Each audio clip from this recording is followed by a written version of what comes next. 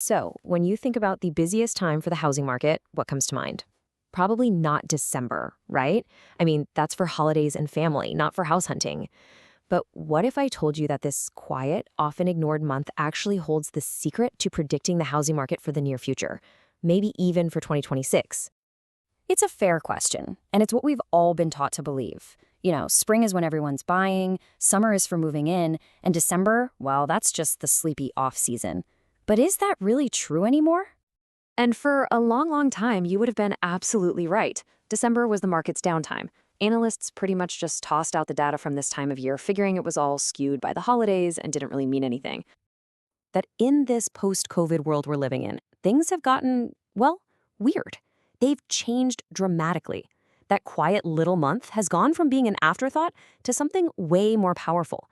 It's basically become a crystal ball for the all-important spring selling season. Okay, so let's start with that old myth, just so we understand why it was a rule for so long. For years, it was simple. December had the lowest seasonal demand for housing. Period. Because of the holidays, the numbers always looked like a weird outlier, a little blip on the radar. Everyone just assumed the real market action wouldn't kick off until January. And then 2020 happened. And this is where the story gets really, really interesting. The old rulebook, it got thrown right out the window. A totally new pattern started to emerge, and it's forcing all of us to rethink everything we thought we knew about housing seasonality. I mean, just look at this difference here. Before, all the analysts would wait until that second week of January to get their first real look at the market. But now, that predictive data is showing up way earlier. We're actually seeing what's called a strong seasonal push starting in November and December, and that gives us this crucial early signal. But look, theory is one thing. Let's talk about the proof. The most powerful evidence for this new reality actually comes from something super recent and incredibly dramatic, the housing market crash of 2022. This is the case study that really proves the whole December crystal ball idea.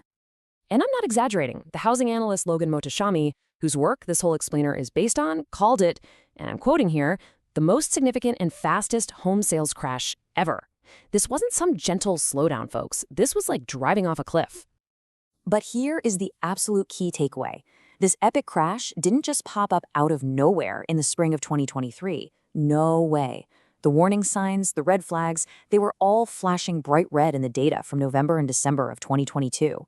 The December crystal ball was working. You just had to know to look at it.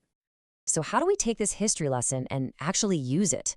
Now that we know December is sending out these signals, what exactly should we be watching for this year to get a read on the 2026 market? This is where the past really does inform the future. It all boils down to this one key concept: forward-looking seasonal demand. To put it simply, all that buyer interest that we used to see pop up in January, well, it's showing up in late fall now. It's like getting a sneak preview of the market's energy before the new year even begins. Okay, let's make this super practical. You don't need some complex economic model to see these signals for yourself. They're just a few key data points. They're all publicly available that'll show you which way the wind is blowing. It's like having your very own crystal ball.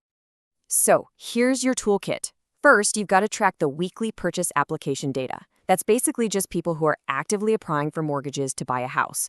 Second, you want to gauge the strength of that seasonal push we talked about. Is it kind of weak, or is it surprisingly strong? And finally, here's the real stress test. How does all this demand hold up when mortgage rates are high?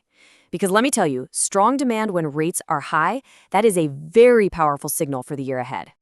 Which kind of leaves us with this wild, provocative final thought. If the data from what's supposed to be the year's slowest period now predicts its busiest, has the holiday season somehow, quietly, become the single most important time of year for housing? It's a massive shift in how we think about the market, and honestly, based on the data, it's a question we really can't afford to ignore anymore.